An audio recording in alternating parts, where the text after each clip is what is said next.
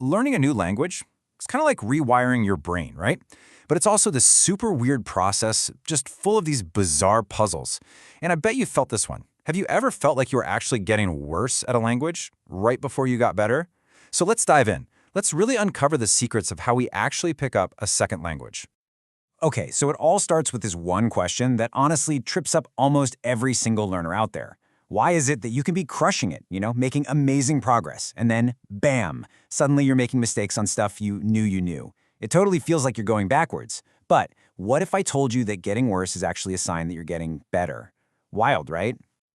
Okay, check out this classic example. A beginner, right? They might totally nail it at first. They memorize went and use it perfectly. But then a few weeks later, they start saying goed.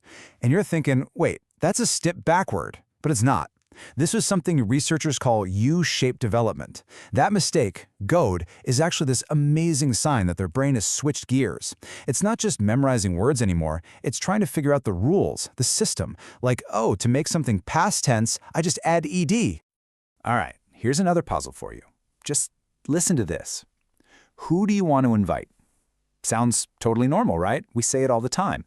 But what about this? Who do you want to invite Susie? Ugh, just sounds wrong. But why? Why does that one little word break everything?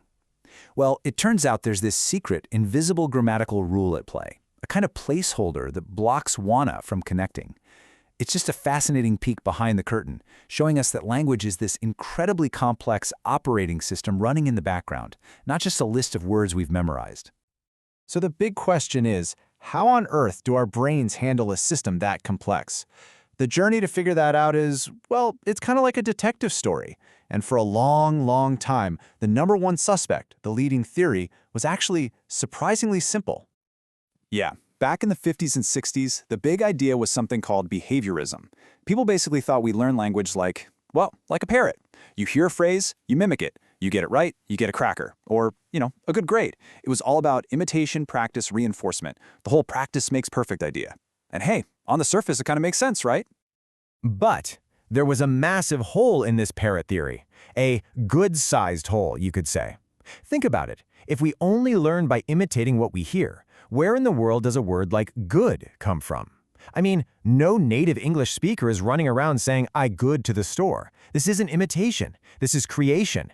It was the smoking gun, the evidence that something way more sophisticated was happening inside our heads. And that realization led to this huge cognitive revolution, really sparked by the legendary linguist Noam Chomsky. He came along and said, hold on, the human brain isn't a passive tape recorder. No. It's more like a powerful computer that comes with language software pre-installed, a kind of universal grammar. So in this new view, we're not parrots, we're programmers. We're actively building a system from the ground up. And you can really see the massive shift in thinking right here. We went from learning is imitation to learning is creation. The learner wasn't a passive bucket being filled up anymore. They were an active participant in their own learning. And maybe most importantly, those errors, they weren't seen as failures anymore. Nope, they were seen as these invaluable windows into the mind, showing us the blueprint the learner was actively drawing up.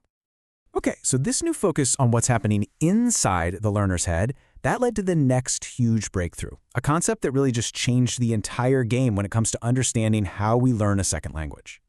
So in the 70s, researchers like Larry Salinker came up with this brilliant idea called interlanguage. And the concept is this. When you're learning a new language, what you're speaking isn't just a broken version of, say, Spanish or French. Not at all. It's its own unique, evolving system. It's like you're building a bridge between your native language and your target language, and that bridge has its own traffic laws, its own logical rules. And this is what explains good. It's not a random mistake. It's a totally predictable, super logical step within that learner's own interlanguage system. It actually shows they've had a breakthrough. They've figured out the main rule for the English past tense. Now, the next step is just learning all the annoying exceptions. And this is why, no matter what your native language is, Chinese, Spanish, Arabic, you name it, learners of English often make the exact same kinds of mistakes. It's because we're all walking down a very similar developmental path. Now, this theory also helps explain something really frustrating that a lot of learners experience. It's called fossilization. This is when a certain error just gets stuck. It becomes permanent in your inner language, and it feels like no matter how much you practice, you just can't shake it. It's a sign that your inner language bridge has stopped construction in that one little spot. And, as we're about to see, this often happens when you're not getting the right kind of feedback.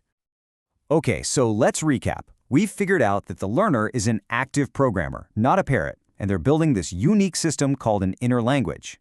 But what's the fuel for that process? What's the engine that actually powers all this construction? Well, for a long time, people thought the answer was pretty simple. Just get enough exposure. So yeah, the early idea was just get enough comprehensible input. Basically, just listen and read a lot. And that's important, for sure. But then a researcher named Michael H. Long came along and said, you know what? Just passively soaking it all in, it's not enough. He argued that the real magic, the place where learning truly ignites, is when things get interactive. Long came up with something called the interaction hypothesis, and it breaks down the learning process in this really cool way. It's not about doing perfect grammar drills in a textbook. No, it's about the messy, awkward, beautiful reality of a real conversation. Picture this. A learner says something and it doesn't quite land. The other person goes, huh? What do you mean? And in that moment of trying to fix the communication breakdown, of negotiating for meaning, the learner is forced to see the gap between what they wanted to say and what they actually said. They have to adjust. That, right there, is the moment learning actually happens. And like Long himself said, that negative feedback you get when someone just doesn't understand you, that's not a failure. That's the secret ingredient. That's the very thing that pushes your development forward. So get this, those moments of confusion, they aren't getting in the way of your learning. They are your learning. Okay, so wow, we've been on quite a journey, right? We've gone from thinking of learners as parrots to seeing them as programmers. We've reframed errors and discovered this thing called inner language. And we've moved from just passive listening to the power of active interaction. So, what does this whole detective story actually mean for you? How can you use this stuff? Well, it means we have to completely flip the script on how we think about learning. The old myth we were all told was, practice makes perfect. The new reality? Interaction makes perfect. Errors aren't failures to be ashamed of. They are literally the sound of the gears in your brain turning and building new things. And your goal? It shouldn't be to have a perfect, smooth, mistake-free conversation. No way. Your goal should be to run towards those messy moments of misunderstanding, because that's where the real engine of learning fires up. So here it is, your new language learning playbook. Number 1, embrace your errors. Seriously, a mistake like good is proof positive that your brain is building an awesome new system. Number 2, seek out interaction, not just practice. Conversation is the gym for your language skills. Grammar drills are just reading the instruction manual. Number 3, do not fear misunderstanding. When someone asks, what? Lean in. Those moments are learning gold. And finally, trust the process. Trust the weird, back and forth, U-shaped journey. You're not going crazy, you're just doing what every language learner has ever done. And all of this leaves us with one last really big question. If we know that the real key to learning a language isn't about perfect drills, but it's about the messy, awkward, real-time negotiation of meaning, well, how should that change everything? How can we redesign our language apps, our classrooms, our own study habits to focus on creating more opportunities for that beautiful, messy interaction that truly, truly drives learning?